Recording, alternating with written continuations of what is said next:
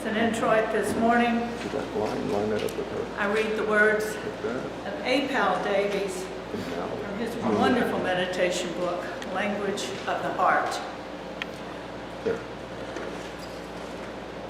O God, who has given us the vision of a world made beautiful and good, be with us as we seek once more the faith that makes our dreams come true.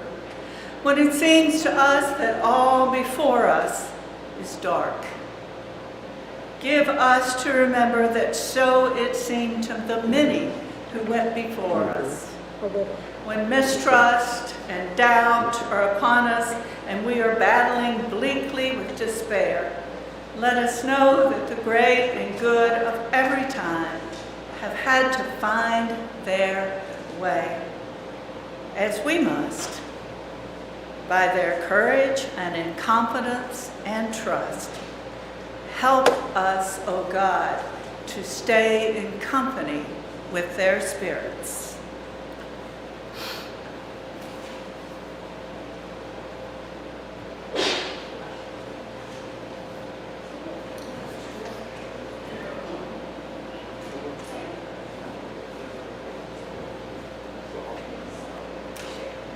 And as the world's slowest worship associate gets to the podium, I would like to welcome everyone to our community church, Unitarian Universalist. I'm your worship associate, the ever slow Sally Jackson, and it is a joy to be with you, in person and virtually. So, who are we as community church? We're a progressive, open-minded, and inclusive religious community. We welcome all who are on a spiritual search for truth and meaning. Ours is a faith in action, and as we do the work of social justice and elevate compassion to our quest to live ethically, recognizing the inherent worth and dignity of every being. Please look to your weekly email for announcements. But I'm going to give you one announcement that I don't think was in there yet. They're having coffee hour today. So after the service, any of you that are desperately in need of caffeine, it will be supplied. Okay.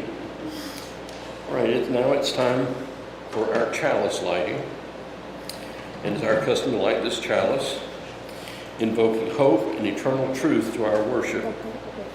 Please join in the singing of We Light This Flame.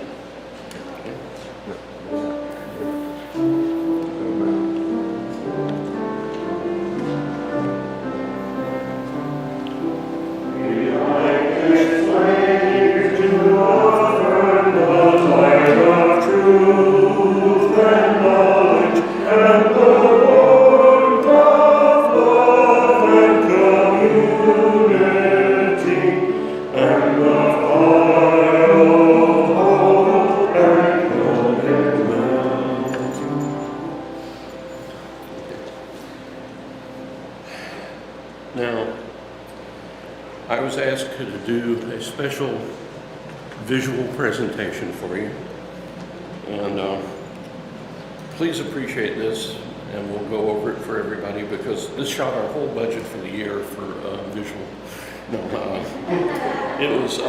It's very apropos to a message today. You probably remember this from when you were children. Remember when you put your hands together like this? And they say, this is the church, this is the steeple. Open the doors, which I could do easier without the rings on, and there are all the people. In case you're wondering what the two thumbs are here, they're the ushers. So, now we're going to go over that one more time because this is the important part. This is the building. This is the symbol. This is the church. Okay, the people. Okay. Now, I'm going to leave seriousness for just a moment. I did it mentioning last week when Reverend Jim was here about the joke before the offertory. So I was going to do another one because it went over so well. Of course, I don't have one of his today, but I'll use my own. There were a group of 3 ministers gathered together after their church services And they were asking, how did they divide the money that came in the plate? How do you divide it between the church and your salary? And so the first minister says, well, I draw a line on the ground. I throw all the money in the air, and everything that lands on the far side of the line is mine, and everything else goes to the church. And the second guy says, well, I do it a little differently. I draw a circle on the ground. I throw all the money in the air, and what lands inside the circle goes to the church, and everything else is mine. The third minister says, well, you guys are just overthinking all of this. So I take all the money, I throw it in the air, and say, take what you need. Okay, now, have we loosened up everybody's wallets? Okay. Community Church Unitarian Universalist is a self-sustaining congregation.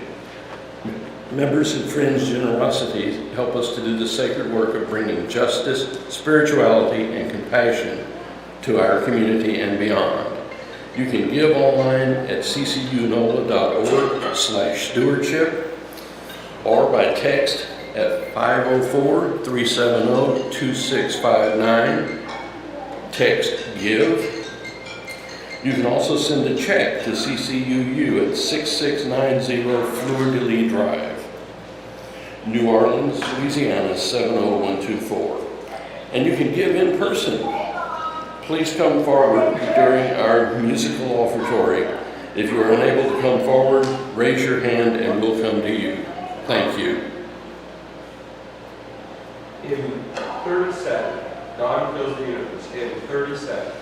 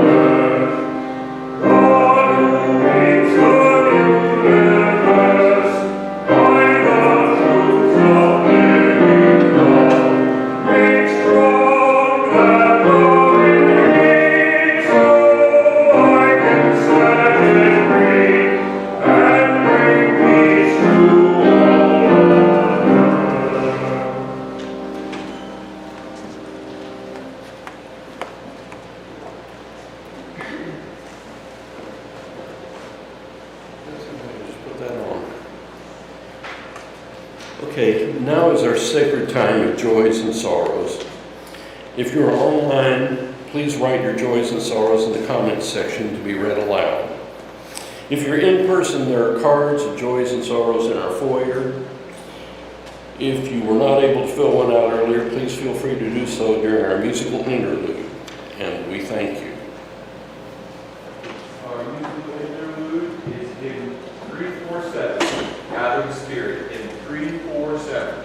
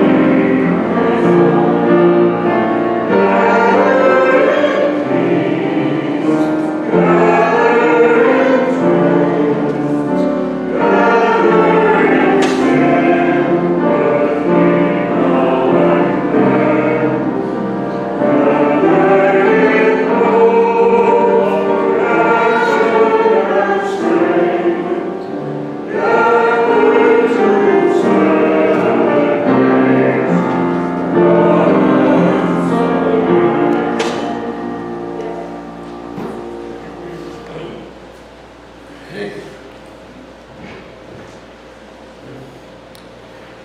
This just in. Sorry.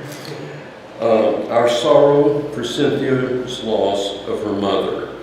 We send our love and support. That's from Jim and Vera. We were going to make that announcement today, but thank you, Jim. Her mother passed away last Sunday, actually, so.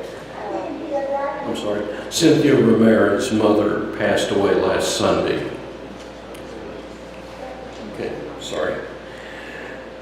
Avis Ogilvy sends her best to everyone at CCUU. She continues to watch Sundays, and she just wants to we want to send our best to Avis, and that's from Kathy.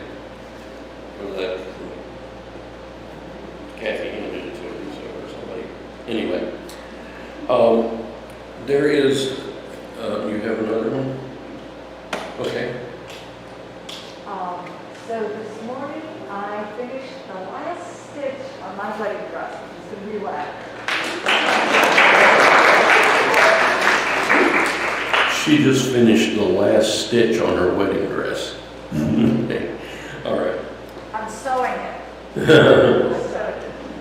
Now, I have a sorrow and a joy that, the storms we've been having down here and all, they've been having all across I-20 straight on across. My sister lives up in that area of East Texas, and we were talking on the phone the other day, and when she came home from the store, she walked in, looked out her kitchen window, and the very tall tree that was in her backyard was now, the top of it was looking in her window. And that's the sorrow, because the tree split in half and fell, and it's going to cost money to get rid of it. The joy is it missed the house, so we're going to look on the bright side and have that as a joy. Okay. Are there any others? Okay. We're going to light 2 more candles. One for the joy still bubbling up, 2 new to share, and 1 more for the sorrows that we cannot yet put into words. Know that we love you and hold you in our hearts.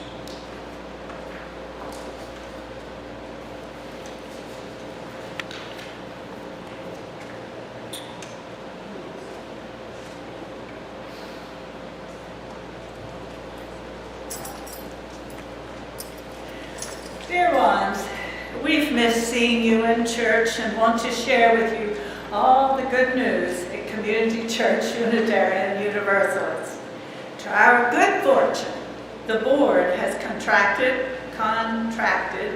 with Reverend Stacy Mitchell to be our minister for this coming year. The first sermon of her full-time ministry will be September the 11th for an in-gathering service. CCUU's religious education will be resuming along with our after-service social time, coffee hour, perhaps without coffee, as our stalwart coffee hour hostess since I've been a member, Sharon, passed away this summer. This may be news to some of you, and I'm always sorry to be the bearer of that. We will all miss her greatly. We would love to have you join us to celebrate this new beginning. We hope you are faring well in these trying times. We look forward to being together again. Warmly, the membership ministry. This is a note that Marilyn, Lizzie, and I are sending to some we've not seen in a while to encourage their attendance to this, our beloved community. And I share it as an encouragement for all of us as part of my sermon this morning, which I'm calling Tending the Garden. Church attendance is a habit, as you know probably, one we benefit from and enjoy. But it is so easy to forget when you're sitting in your pajamas drinking your last cup of coffee on Sunday morning, if you're trying to deliberate whether to go to church or not. After all this long hiatus, we have fallen out of the habit. The kids are out of the habit. We've grown a bit lazy. What to do? Although I must say, we have the largest congregation I think we've had this summer, so I'm thrilled to see each and every one of you. What do we do to break this habit? Well, for what it's worth, my way is assuming that I'm attending every church service rather than waiting until the last minute to make the decision. And then, of course, I don't make all the services. I didn't make last Sundays because my second son, who celebrated his 52nd birthday while he was here, came to New Orleans for a visit, and I spent time with him. Wonderful time. Why does community church exist? What is its reason for being here? What is its reason for being? What is its purpose? What is our purpose in being here? Hold these questions in your mind as we progress through my words this morning, please. This is a time of opportunity for our congregation, and I want to enthusiastically take advantage of this period given to us to tend our garden, to prepare for this congregation's future. That is, if I haven't sung my voice out with that gathering spirit, I love that song. Anyway, with enthusiasm. This is not a time I want to sit on the sidelines, missing the joy of creating together CCUU's future, nurturing the budding future. Let's not succumb to wasting time by criticizing anyone. CCUU's leadership, the minister, are holding back because you are unhappy about one thing or the other. It's not a good time for this. Join the revival. Let us have a gigantic, enthusiastic, joyous Unitarian Universalist revival right here on Fleur-de-Lis. None of us is perfect. Such is life. We all know that. Churches are imperfect. Individual members are imperfect. And yes, the UU Association of Congregations is imperfect, and even ministers are imperfect. And yet, we all work toward the goal of creating the loved community through service to each other and by living our UU values in our homes, where it must start, in our congregations, and in the greater world, even as we do that imperfectly. Because of Unitarian Universalist's radical commitment to the personal search of truth and meaning, we sometimes forget that it's much more than an individualistic religion. The Unitarian Universalist path is more a communal, spiritual journey than a personal exploration of faith.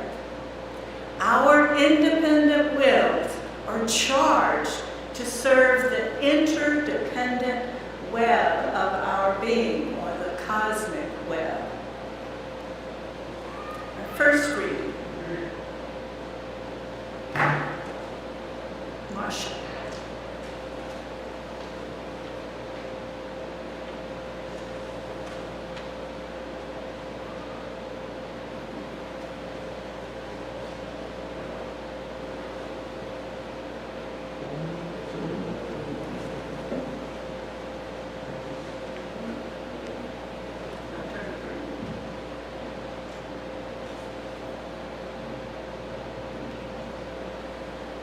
Blessed are you who know that the work of the church is the transformation of society, who have a vision of beloved community transcending the present, and who do not shrink from controversy, sacrifice, or change. Blessed are you indeed.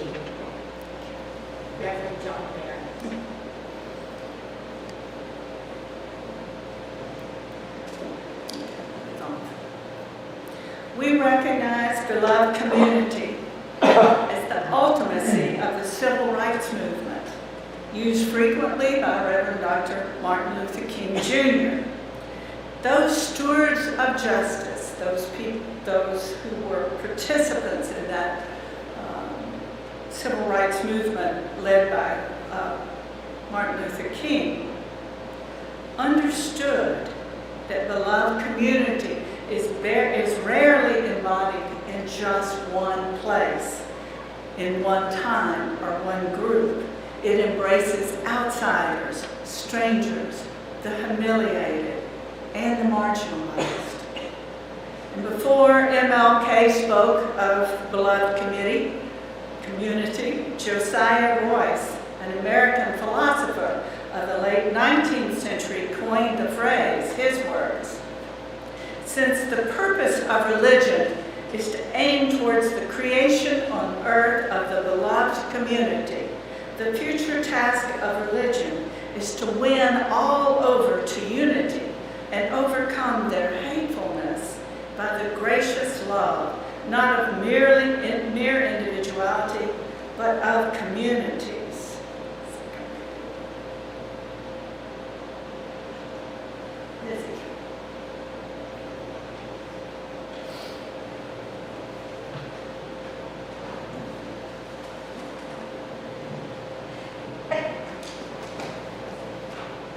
We have a pocket full of puzzle pieces. We all have a pocket full of puzzle pieces, representing the skills and experiences we contribute to the common good. I can pocket my pieces, hoarding them, or I can play them. If I do a cost analysis of working for social justice, I might never play these pieces, because it takes a leap of faith to commit myself to making changes. There are no guarantees, and we can't see the cover of the box to know where to place the pieces or how the pattern will come out. To play these pieces means to play with faith, knowing we may never even see the frame constructed in our lifetime. Perhaps some of the puzzle I work on will never be completed, but I need to play my pieces anyway. Words of Lynn Eldridge, chair of San Diego Unitarian Universalist Church. We all have pieces to play. Unitarian John Haynes Holmes and Universalist Clarence Skinner used the beloved community as a theme of their ministries in the late 19th and early 20th century.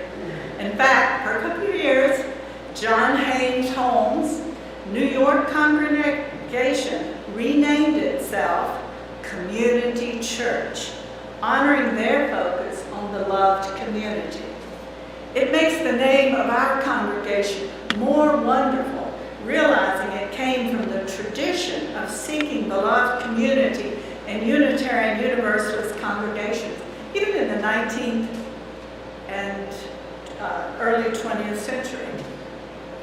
Don't you think? John Haynes Holmes, a social activist and minister of the New York Community Church, wrote the name was to exemplify the practical acknowledgement of religion as the spirit of love incarnate here on earth in human fellowship. The core of its faith, as the purpose of its life, is the beloved community. One reason healthy UU congregations are holy is they are filled with believing folks, parishioners seeking to clarify and deepen their religious convictions. Truth is, UUs believe as heartily and profoundly as members of any other religious fold. But our ways of believing don't scrunch neatly into classic dogmas. We must put to rest, for once and all, the pernicious notion that Unitarian Universalists are people who will believe anything or believe nothing, or will worship the coffee urn, as I have often heard said. Our Unitarian Universalist tradition is rich with sacred affirmations that uphold us, the essential goodness of humankind, the notion that all are held in the grasp of the universal, divine, and unfathomable love. our obligation to extend justice and mercy to all living things, the hope that we can create a peaceful and united world, the authority of conscience nurtured by reason, intuition, and personal experience, and many more positive principles that inform and inspire our daily lives. Our reason for being, colleague Marilyn Sewell says, is not informational, but transformational. She serves us up with a reminder that we are a religious movement. A healthy congregation works diligently to keep its members believing in wise and compassionate ways. We challenge each other to address critical questions as how, when, where, and whom we believe. We keep as tenets of our faith only that wisdom that proves truthful to ourselves, caring toward others, and respectful of the planet. Reading is Jim.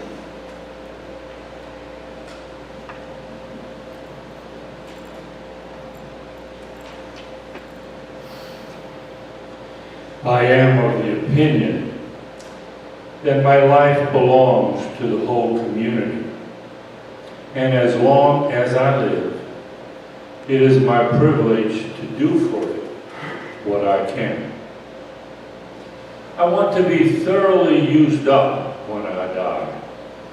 Life is no brief candle for me. It is a sort of a splendid torch which I have got hold of for a moment, and I want it to burn as brightly as possible before handing it on to future generations. George Bernard Shaw. Tom Owen told in his book, Growing a Beloved Community, asked if there is a wider, more inclusive phrase than beloved community to embrace the global, congregational, and interpersonal challenges of existence. Can you imagine a more compelling imperative for liberal religion in today's world more than beloved community? We can grasp the beloved community in part, but not in full.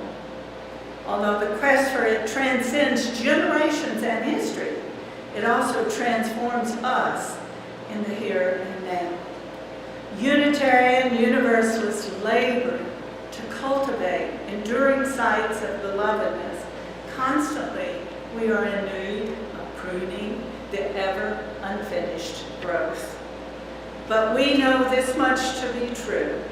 Wherever healthy, vital churches thrive, our chosen religion is contributing its fair share towards the beloved community.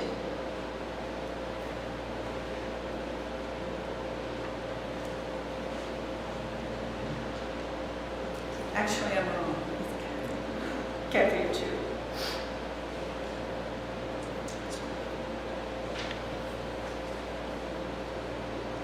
Long haul people. They happen in churches when you're lucky, other places too, though I mostly only know ecclesiastical varieties. Long haul people upon whose shoulders and pocketbooks and casseroles and daylight, nighttime hours, the church is built, and more important, maintained after the brass is tarnished and cushions need restitching. For long haul people bless a church with a very special blessing. Marilyn Sewell listed in her list of 7 deadly UU sins the unwillingness to support our values and our church with our money and our time. Sewell reminds us that we show our true values in the simple act of opening our wallets and our checkbooks, supporting what we value, putting our values into action. I don't know why many of us are reluctant to share our financial power with our church community.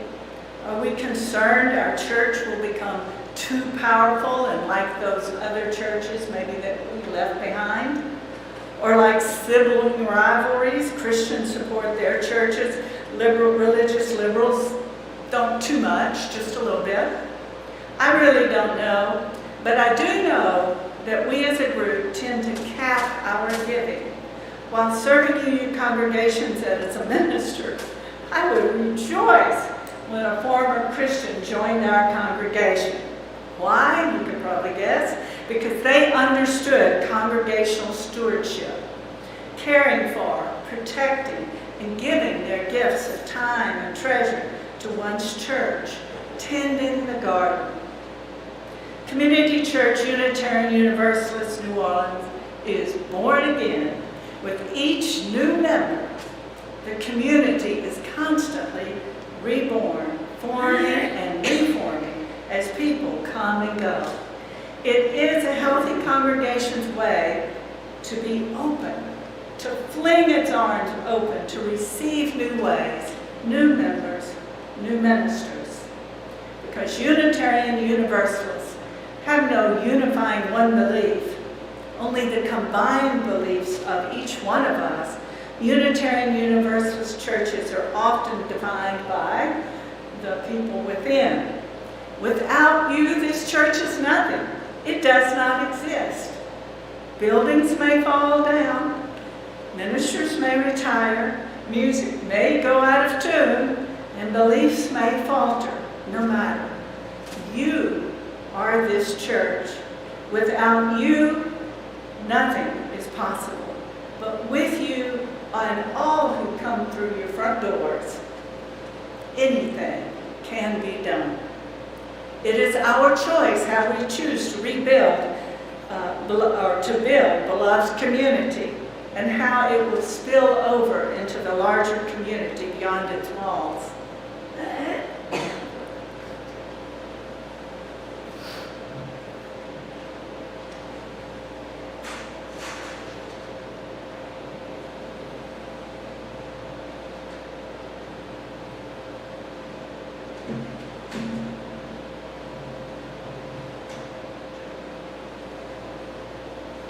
We affirm that every one of us is held in creation's hand, a part of the interdependent cosmic web, and hence strangers need not be enemies, that no one is saved until all are saved, where all means the whole of creation. William Schultz.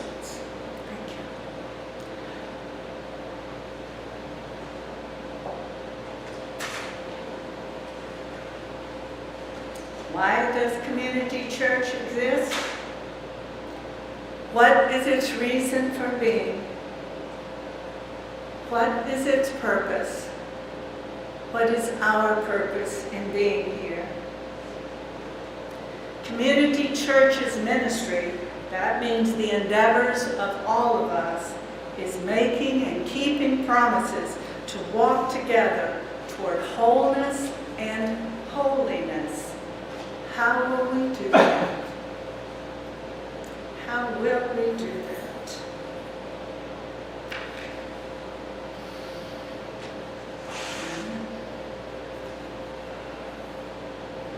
I wanted to thank our friends in the congregation for helping me with the sermon today.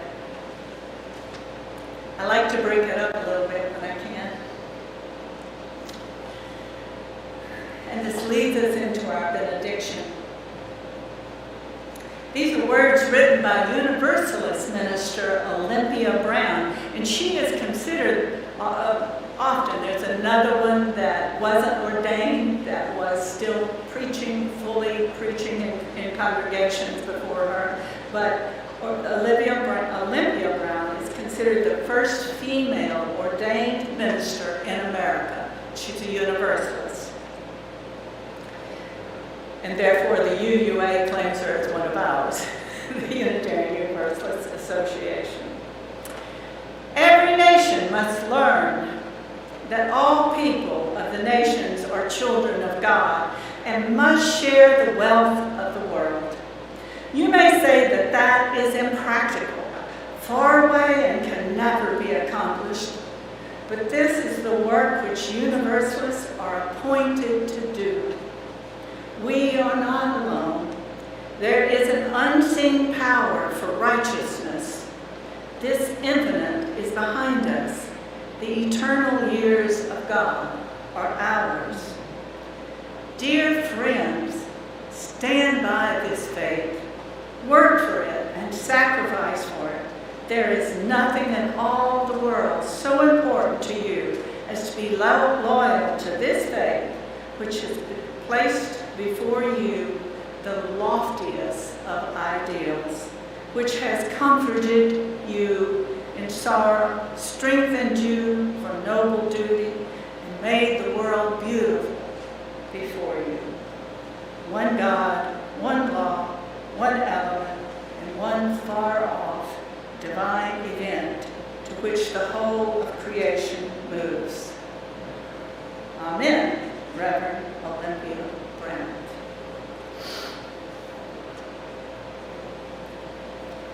Let us extinguish the chalice.